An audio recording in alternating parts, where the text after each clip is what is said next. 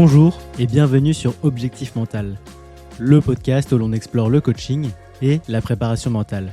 Je suis Kevin et chaque semaine je partage des conseils pratiques, des interviews d'experts ainsi que des témoignages inspirants d'entrepreneurs, de sportifs et d'artistes. Mon objectif est de vous aider à débloquer votre potentiel pour performer en toute sérénité, que ce soit dans votre vie professionnelle ou extra-professionnelle. Je vous souhaite une excellente écoute. Bienvenue dans cette nouvelle capsule Pause-Café du podcast Objectif Mental. On explore ensemble les secrets de la performance et du bien-être mental durable. Aujourd'hui, on va revenir sur un concept fondamental soulevé par Annelle Malherbe lors du précédent épisode, l'identité globale.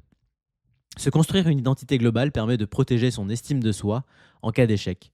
Cela n'enlève en rien la déception, mais plutôt d'éviter d'être affecté sur sa valeur en tant que personne. Imaginez un athlète qui ne se définit que par son sport.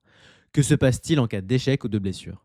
Son estime de soi s'effondre, car tout son monde repose sur une seule dimension.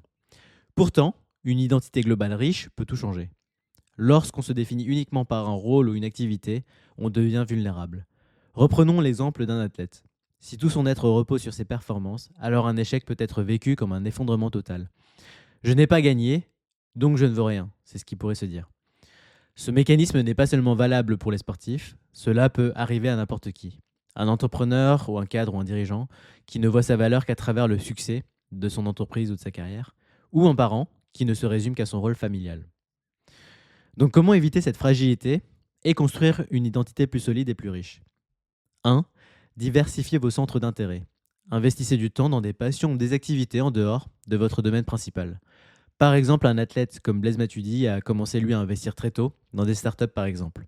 A l'inverse, un ou une dirigeante pourrait explorer le bénévolat, le sport, la peinture, et cela lui permettrait de nourrir d'autres facettes de sa personne. Renforcez vos relations humaines. Construisez des liens avec des personnes qui vous apprécient pour ce que vous êtes et non uniquement pour vos résultats. Avoir un cercle d'amis et un socle familial solide vous permet aussi de vous définir autrement. Prenez conscience de vos qualités personnelles. Votre valeur ne dépend pas de vos performances. Peut-être êtes-vous quelqu'un de résilient, de bienveillant ou encore un excellent mentor. Notez ces qualités et surtout prenez le temps de les reconnaître. Et enfin, anticipez les transitions.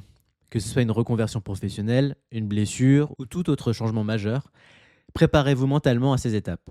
Cela vous évitera de ressentir un vide. Et l'exemple classique est celui de la retraite, qu'elle soit sportive ou professionnelle. Préparer la suite permet justement d'éviter le vide et une forme de perte d'identité. En fin de compte, travailler sur votre identité globale, c'est comme construire une maison avec plusieurs piliers solides. Si l'un d'entre s'effondre, les autres tiennent l'ensemble. Donc rappelez-vous, votre identité ne se limite pas à une seule dimension. Prenez le temps d'explorer qui vous êtes en dehors de vos performances ou de votre rôle principal. C'est une démarche essentielle pour être plus résilient, plus épanoui et mieux préparé face aux défis de la vie. Merci d'avoir écouté cet épisode Pause-Café d'Objectif Mental. N'oubliez pas de vous abonner et de laisser une note pour continuer à découvrir d'autres sujets passionnants. La semaine prochaine, je reçois Maxime Lopez, créateur de contenu running, fondateur de Runwise, une entreprise de coaching de course à pied, et doctorant en psychologie du sport. À la semaine prochaine. Merci d'avoir écouté cet épisode jusqu'au bout. J'espère qu'il vous a plu et que vous avez appris des choses.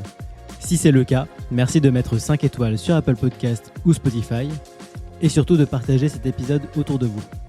N'hésitez pas à me faire part de vos retours pour les prochains épisodes. Je vous dis à bientôt sur Objectif Mental.